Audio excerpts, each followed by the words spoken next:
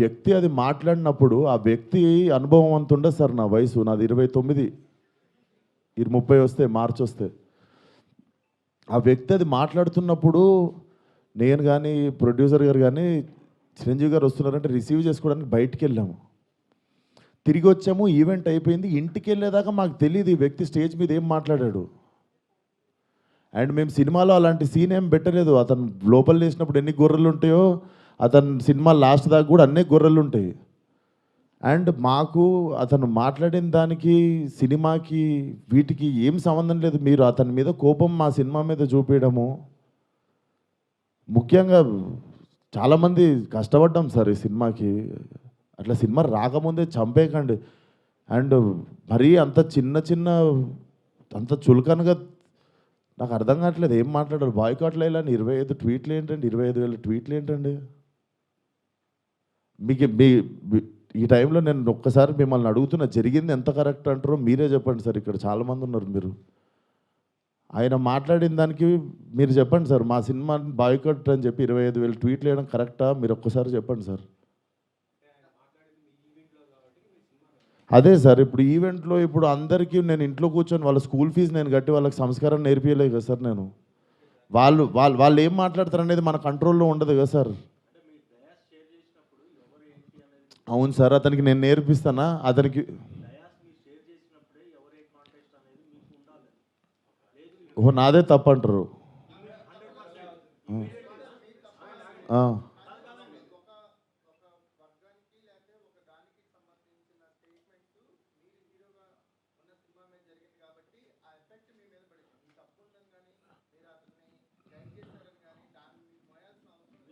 నేను అదే అంటున్నా, నేను కానీ ఇప్పుడు నా మీద పడింది కదా.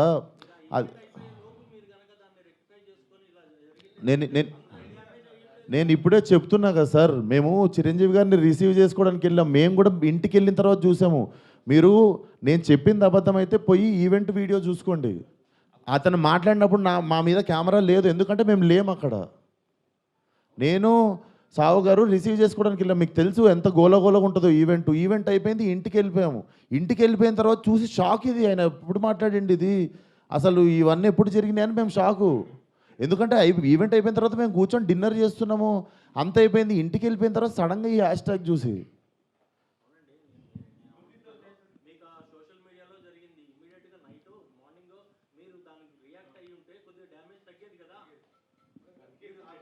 అందుకే కదా సార్ ఇప్పుడు పెట్టింది.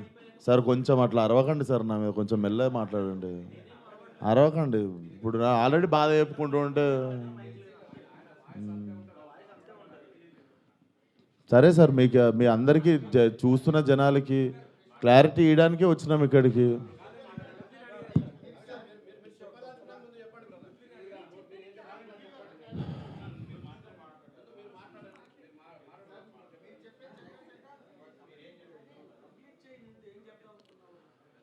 సో అదే సార్, చాలా కష్టపడి తీసినాం సినిమా.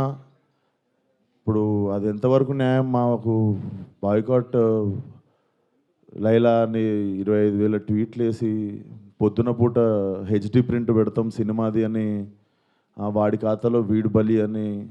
నాతో ఏం శత్రుత్వం ఉంది బాస్ మీకు? నన్ను లాగితే ఏమొస్తుంది చెప్పండి? అది మా కంట్రోల్లో జరగలేదు.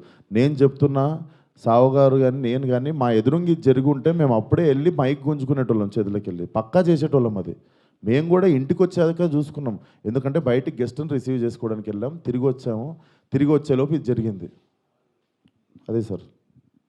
ఏదైతే ఎన్నికల వేళ మనం ఏదైతే ఇచ్చామో చూపించామో, ఏదైతే చూపించి మనం ఓట్లు అడిగామో, ఆ ఎన్నికల మేనిఫెస్టోలో 99% హామీలను నెరవేర్చి ప్రతి నెల ఏ పథకం అమలు చేస్తూ ఉన్నామో బడ్జెట్ ప్రవేశపెట్టే రోజే సంక్షేమానికి సంబంధించిన క్యాలెండర్ కూడా రిలీజ్ చేస్తూ, ఇదిగో ఈ నెల ఈ పథకం, ఇదిగో ఈ నెల ఈ పథకం, ఇదిగో ఈ నెల ఈ పథకం అంటూ క్రమం తప్పకుండా ప్రతి సంవత్సరం ఎక్కడా కూడా ప్రజలకు నష్టం జరగకుండా, ఇబ్బందులు పడకుండా క్రమం తప్పకుండా ఇచ్చిన ప్రభుత్వం ఏదైనా ఉంది అని అంటే అది దేశ చరిత్రలో ఒక వైఎస్ఆర్సీపీ ప్రభుత్వం మాత్రమే అని చెప్తాను. వైఎస్ఆర్సీపీ అన్న పార్టీ నిజంగా ఒక విలువల కోసం నిలబడిన పార్టీ.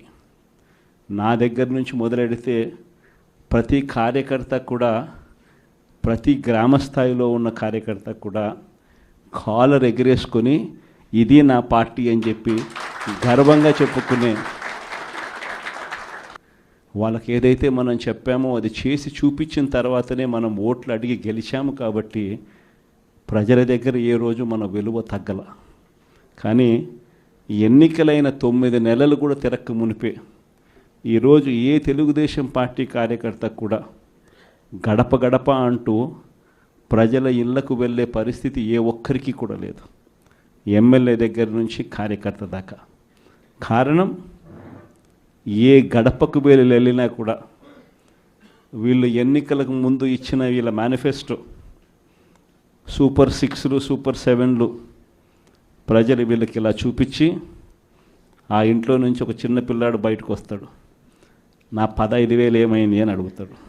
ఆ ఇంట్లో నుంచి 2 పిల్లలున్నా 3 పిల్లలున్నా ప్రతి పిల్లాడు బయటకు వచ్చి ఆ తెలుగుదేశం పార్టీ ఇంటికి వచ్చిన తెలుగుదేశం పార్టీ నాయకుడిని కార్యకర్తను ఆ పిల్లాడు కూడా ప్రశ్నిస్తాడు, నా 15,000 ఏమైంది అని.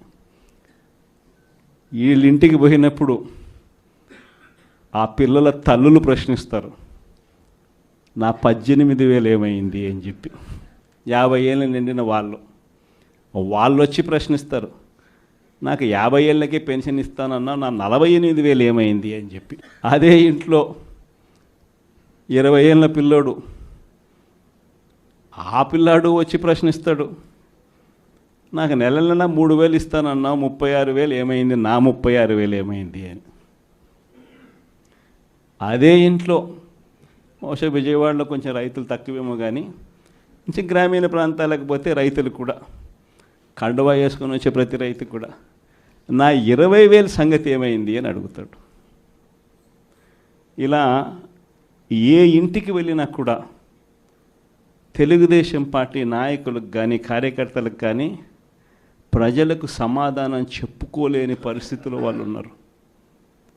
ఎన్నికలప్పుడు ఏదైతే మాట చెప్పాడో ఆ రోజేమో మేము చెయ్యకపోతే మా కాలర్ పట్టుకోండి అని అన్నాడు. మరి ఈరోజు ప్రజలు కాలర్ పట్టుకుంటారేమో అని చెప్పి భయపడి రెడ్ బుక్ రాజ్యాంగం నడుపుతూ ఉన్నారు. ఈరోజు ఏమంటా ఉన్నారు, ఎన్నికలు అయిపోయిన 9 నెలల తర్వాత ఈరోజు ఏమంటా ఉన్నారు, సంపద సృష్టించడం ఎట్టనో నా చెవిలో చెప్తే నేను తెలుసుకుంటాను అంటున్నాను. వాస్తవాలు. ఇదే మాటలు ఎన్నికలకు ముందు నేను చెప్పా, చంద్రబాబు నాయుడు నమ్మడం అంటే చంద్రముఖిని నిద్ర లేపడమే అని. ఇదే మాటలు నేను ఎన్నికలప్పుడు చెప్పిన, చంద్రబాబు నాయుడు నమ్మడం అంటే పులి నోట్లో తలబెట్టడమే అని చెప్పి. ఇదే మాటలే నేను చెప్పా మేనిఫెస్టో ప్రజెంటేషన్ చేసేటప్పుడు. ఇక్కడ ఇలా నిల్చుని ఇలా మేనిఫెస్టోని ఇలా చూపించా. మన మేనిఫెస్టోని ఇలా చూపిస్తూ వాళ్ళు చెప్పిన మేనిఫెస్టో హామీలను కూడా ఇలానే చూపిస్తూ చెప్పా. ఇది సాధ్యమయ్యేటివి కాదయ్యా చంద్రబాబు నాయుడు చెప్పేటివి. రాష్ట్రానికి సంబంధించిన బడ్జెట్ ఇది, మనం చేస్తూ ఉన్న బటన్లు నొక్కే కార్యక్రమం ఇది, దీనికే ఇంత డబ్బు ఖర్చు అవుతుంది. మరి చంద్రబాబు నాయుడు ఏమో 1,72,000 కోట్లు సంవత్సరానికి అయ్యే ప్రతిపాదనలు ఆయన చెప్తా ఉన్నాడు. సూపర్ 6లు మోసము, సూపర్ 7లు మోసము అని చెప్పి చెబుతూ మనమేం చేయగలుగుతాము అన్నది కూడా ప్రజలకు అర్థమయ్యేట్టుగా కూడా మేనిఫెస్టో సందర్భంగా కూడా చెప్పడం జరిగింది. విజయవాడ లాంటి కార్పొరేషన్లో కూడా 49 స్థానాలు మనం